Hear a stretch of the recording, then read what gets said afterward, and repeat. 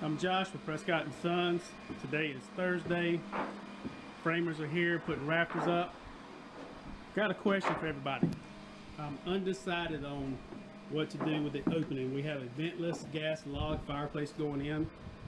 I'm thinking about coming up about 42 inches and then actually do a built-in cabinet over the top of the fireplace to allow for storage or a TV, something of that nature with a big mantelpiece built with columns.